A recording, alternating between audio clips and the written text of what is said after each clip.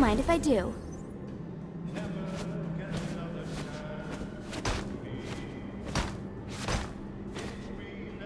Let's try to shot you then.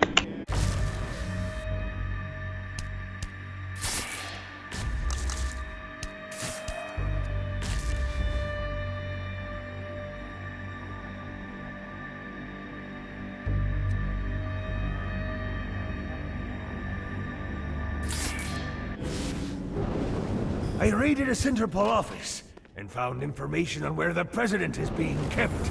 Evidently, they've been trapped in some sort of soul crystal inside Satan's palace. Breaking in is an impossibility.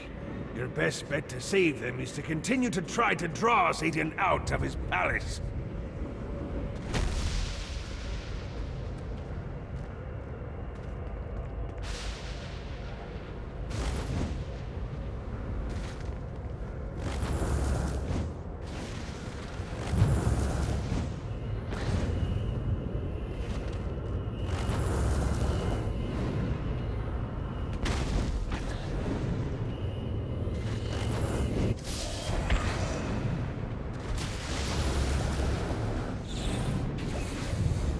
Let's go!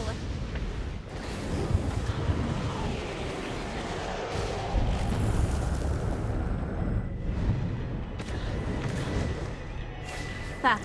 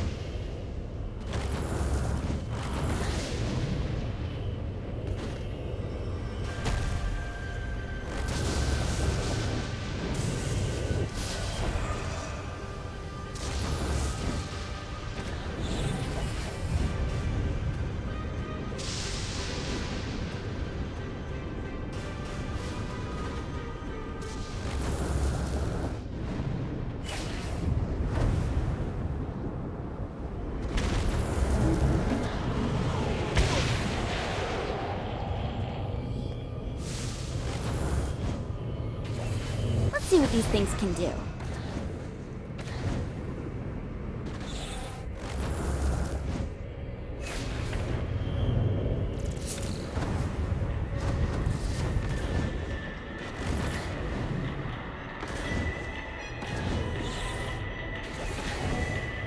Oh boy.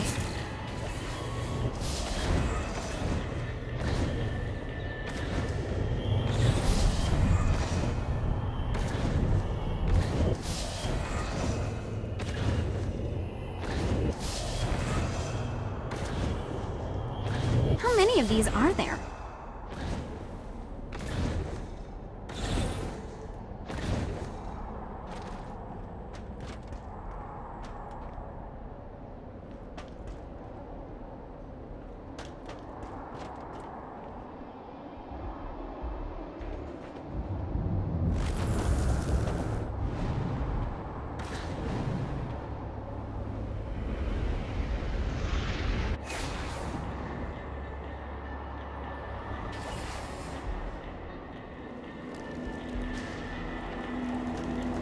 A Damned Souls Orientation Guide, Chapter 14.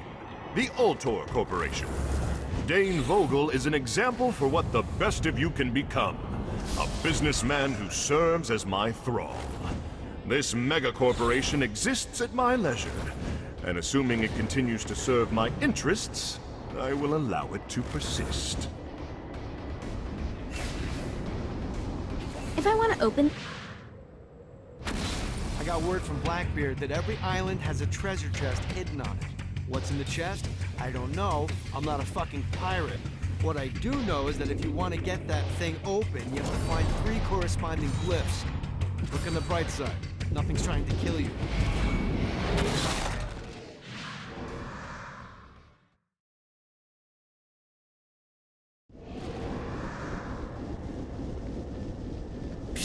Locked treasure chest?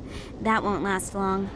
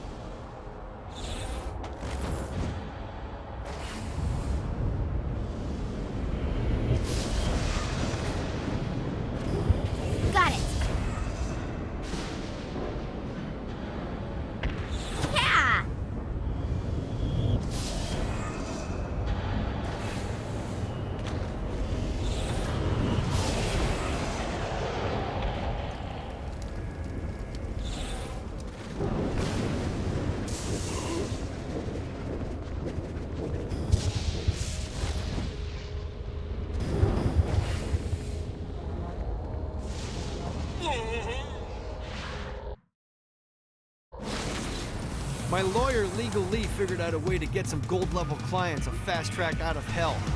The more abuse you put these guys through, the more years we can shave off. Lee suggested running clients through the designated intersections to boost their punishment. Oh, and dive in front of those vehicles on fire for bonus points. I mean, let's face it, the more they hurt, the sooner we can get these wretched bastards out of here.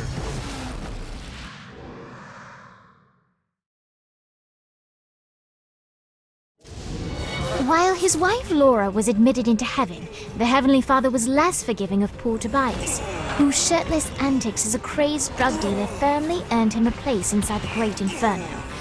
However, ever the optimist, Tobias tried to look on the bright side of being transformed into a husk.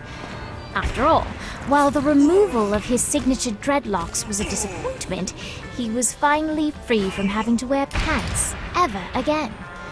But while Perpetual Commando appealed to Tobias, he still yearned for Laura and her delightful snickerdoodles. Touched by his story and terrified by his demeanor, Legal Lee worked with renewed purpose to unite the two lovers.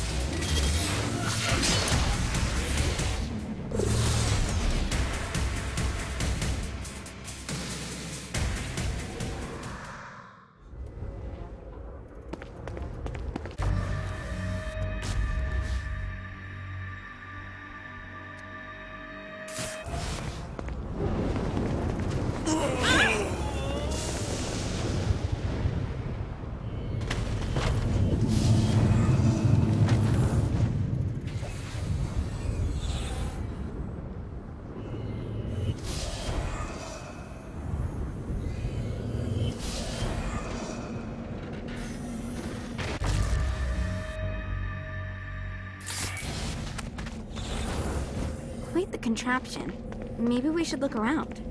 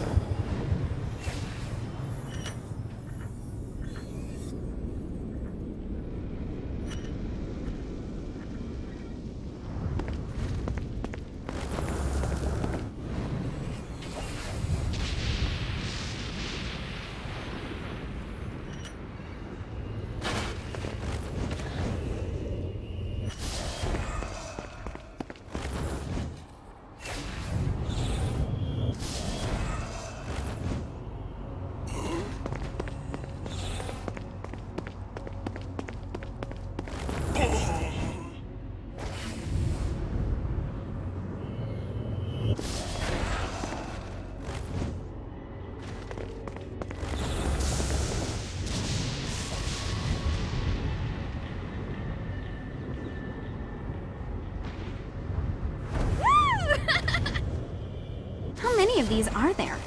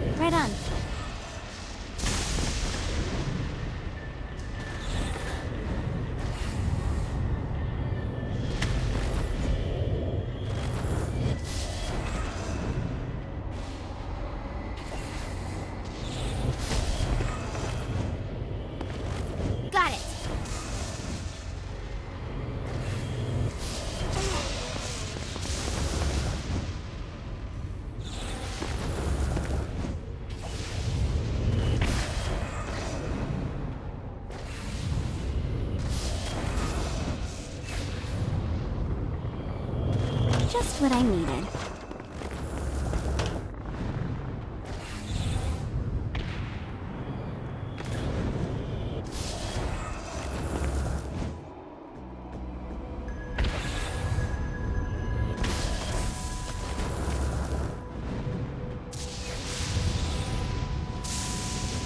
How many of these are there?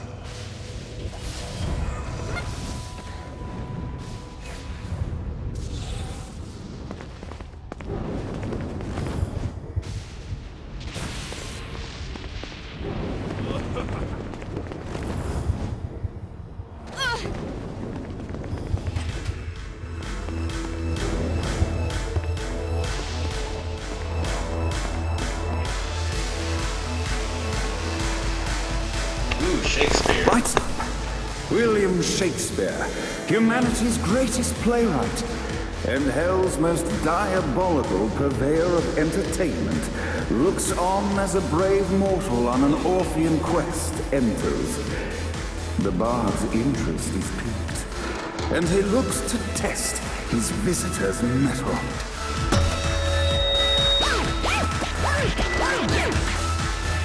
The masked tragedies were used to enemies cowering as they...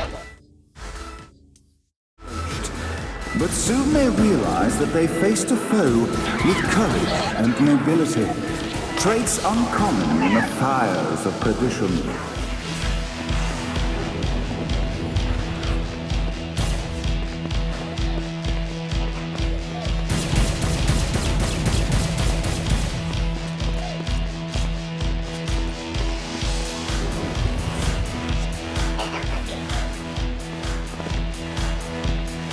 The inciting incident resolved. The time had come for rising action.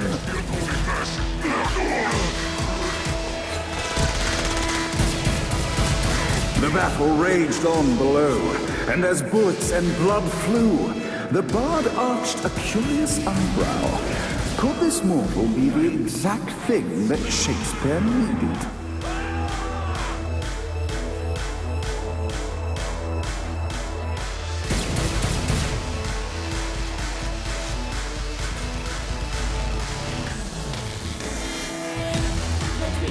This battle is far from over, mortal. Arise! And now, Act 3! I'll go through every one of you.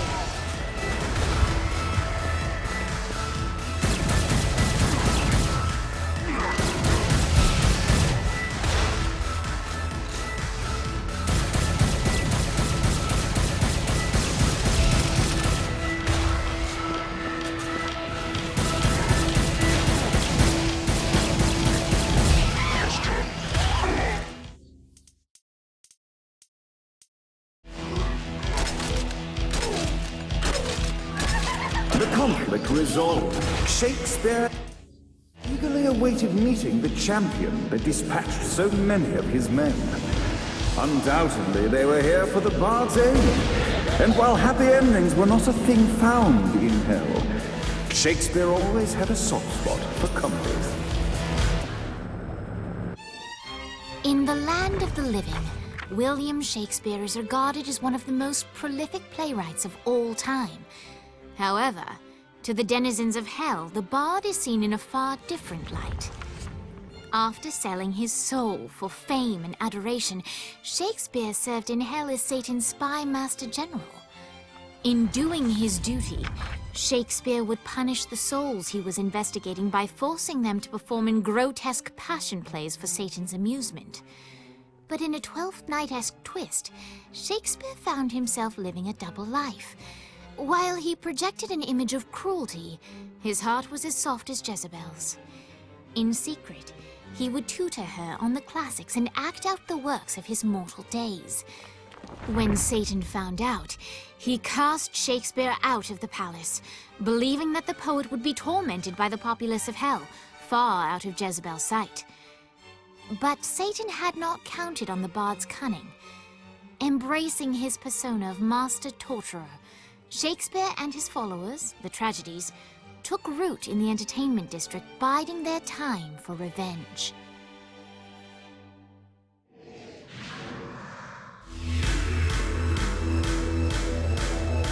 So Shakespeare called forth the Deus Ex Machina to bestow our protagonist with the arcane power of Force Stomp.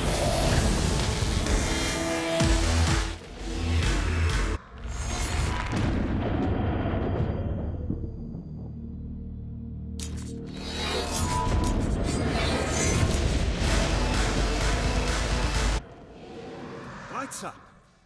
The mortal stands in the training grounds, eager to try out his new Force Stomp power on the group of demons in front of them.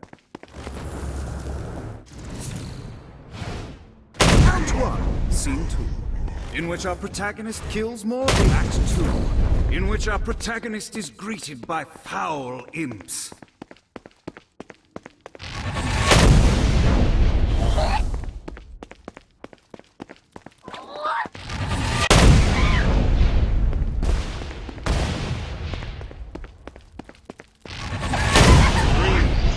Our protagonist learns that Force Stomp even works on flying enemies, enabling them to remove a Dark Inciter's shield before shooting them to death with bullets. There is also the day is won, and the curtain closes on our noble hero.